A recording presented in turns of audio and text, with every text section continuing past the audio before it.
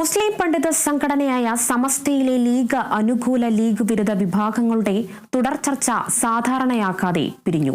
മലപ്പുറത്ത് നടന്ന ചർച്ചയിൽ ലീഗ് വിരുദ്ധ വിഭാഗങ്ങളിൽ നിന്ന് അബ്ദുൽ ഹമീദ് ഫൈസി അമ്പലക്കടവും മറ്റൊരാളും മാത്രമാണ് പങ്കെടുത്തത്.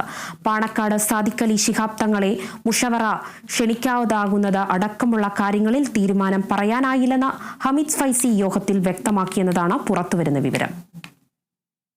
കോഴിക്കോട് നഗരത്തിലെ സ്വകാര്യ ഹോട്ടലിൽ സമസ്ത അധ്യക്ഷൻ സയ്യിദ് ജിഫ്രി മുത്തുക്കോയ തങ്ങളുടെയും ലീഗ് അധ്യക്ഷൻ പാണക്കാട് സയ്യിദ് സാദിഖ് അലി ശിഹാബ് തങ്ങളുടെയും PK കുഞ്ഞാലിക്കുട്ടിയുടെയും സാന്നിധ്യത്തിൽ ഏതാനും ദിവസം മുൻപ് യോഗം ചേർന്നിരുന്നു.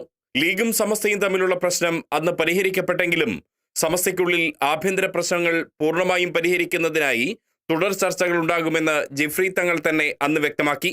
അതിന്റെ അടിസ്ഥാനത്തിലാണ് മലപ്പുറം ചേളാരിയിൽ നേതാക്കളുടെ സാന്നിധ്യമില്ലാതെ ലീഗ് അനുകൂലികളും ലീഗ് വിരുദ്ധരും ചർച്ച നടത്തിയത്.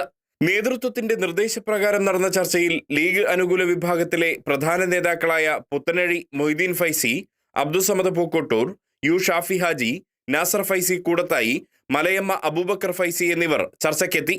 അബ്ദുൽ ഹമീദ് ഫൈസി അമ്പലക്കടവും മറ്റൊരു നേതാവും മാത്രമാണ് ലീഗ് വിരുദ്ധ വിഭാഗത്തിൽ നിന്നും എത്തിയത്. ലീഗ് അനുകൂലികൾ ചർച്ചയിൽ പല ആവശ്യങ്ങളും മുന്നോട്ട് വെച്ചു. പാണക്കാട് സാദിഖ് അലി ശിഹാബ് തങ്ങളെ സമസ്ത മുഷാവറയിലെ പ്രത്യേക ക്ഷണിതാവാക്കണമെന്നായിരുന്നു അതിൽ പ്രധാനം. സമസ്തയുടെ മുഖപത്രമായ സുപ്രഭാതത്തിൽ തുല്യ പങ്കാളിത്തം വേണം, നടക്കാൻ പോകുന്ന 100ാം വാർഷിക സമ്മേളനത്തിന്റെ സ്വാഗത സംഘത്തിലും പങ്കാളിത്തം തുല്യമായിരിക്കണം തുടങ്ങിയ ആവശ്യങ്ങളാണ് ലീഗ് അനുകൂലികൾ മുന്നോട്ട് വെച്ചത്.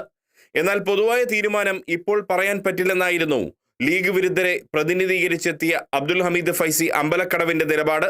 തുടർന്ന് പ്രധാന നേതാക്കളെ പങ്കെടുപ്പിച്ച് കാര്യം ചർച്ച ചെയ്യാൻ യോഗം വിളിക്കാമെന്ന് തീരുമാനമെടുക്കുകയായിരുന്നു. ലീഗ് അനുകൂലികൾ ഉന്നയിച്ച ആവശ്യങ്ങളിൽ ധാരണയാകാതെ യോഗം പിരിയുകയും ചെയ്തു. Riyas KMR, Kerala vision news, Kozhikode.